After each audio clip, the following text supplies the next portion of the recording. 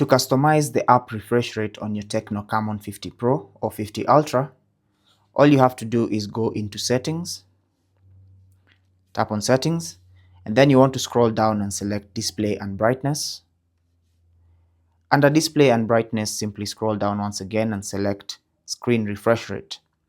Now, by default, the screen refresh rate is set to auto switch, but you can either choose to select the standard refresh rate or the high refresh rate. Now, once you select the high refresh rate, this option, customize app refresh rate, that was grayed out, becomes active.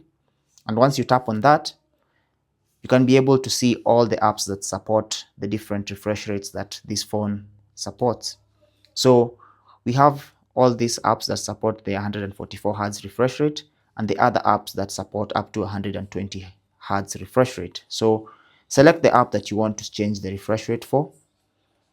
So let's find an app, for example, a gaming app like this one. As you can see, it supports up to 120 Hz, so you can select 120 Hz for that game. And any other app you may want to change the refresh rate for, you can do that. So I'll also do that for Chrome. Maybe I'll set this to 90 Hz and tap on OK.